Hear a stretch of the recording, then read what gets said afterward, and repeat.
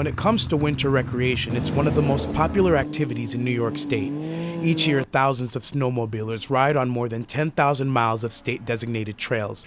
But along with the fun comes some very serious dangers, which is why DEC and state parks are reminding snowmobilers to ride responsibly and put safety first. For first-time riders, a safety course might not be a bad idea. You learn various safety techniques. Snowmobiles can be very dangerous. These safety tips that you'll receive at this course will ensure that you have a safe riding experience. In addition to checking trail conditions before heading out, you'll also want to be sure to dress appropriately, as weather conditions can change quickly. We'll first start off with your layering systems. So anything that has wool or fleece, stuff that'll keep you warm even if you do get wet. We want to try to avoid that cotton stuff because we always hear cotton kills. Talk about the boots, good warm pair of boots, good pair of snowmobile overalls or coveralls, snowmobile pants, snowmobile jacket, underneath there, like I said, the wool or the fleece, and then always make sure you have your warm pair of mittens or gloves, good helmet, DOT approved, and warm hat and other stuff in your pack.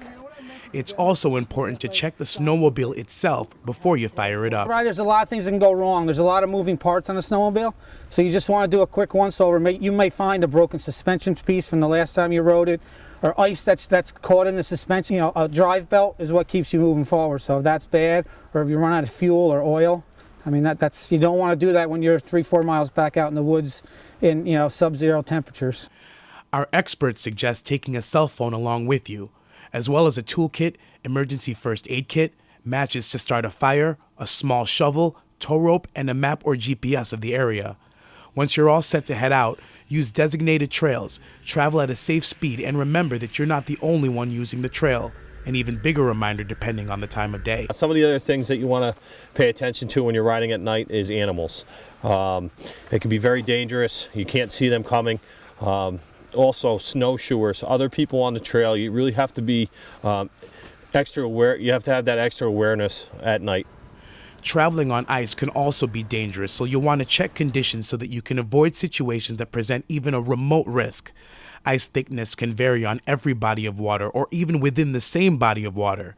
4 inches is usually safe for accessing ice on foot, double that thickness for traveling on snowmobile. If you have a drill or an auger, you can always drill a hole in the ice to check that ice thickness.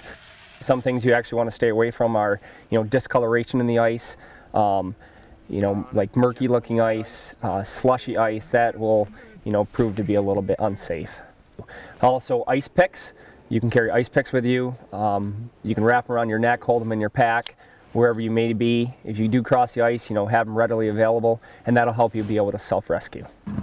Law enforcement from DEC and state parks say having the right documents while you ride is also essential. Your pre-ride inspection, you should also make sure you have your registration and insurance cards on you. You're required by law to carry those with you. You're also required by law to attach the registration sticker and the validation sticker to the snowmobile. And being in law enforcement, that's the #1 thing we look at when we're doing our checkpoints. When you drive by us, if we see that sticker, registration sticker, and the validation sticker on it, majority of the times it will wave you through when we're doing our checkpoints. State Park Police also suggest joining a snowmobile club. Joining a club can have numerous benefits. The clubs are responsible for grooming the trails, posting stop signs, posting hazards, stuff that can be vital to ensure your safety while riding on the trail. Following these common sense safety recommendations will go a long way in ensuring snowmobilers have an enjoyable time while also taking proper precautions to stay safe. Ride with a partner or group at all times and hit the trails this winter to experience the abundant snowmobile opportunities New York has to offer.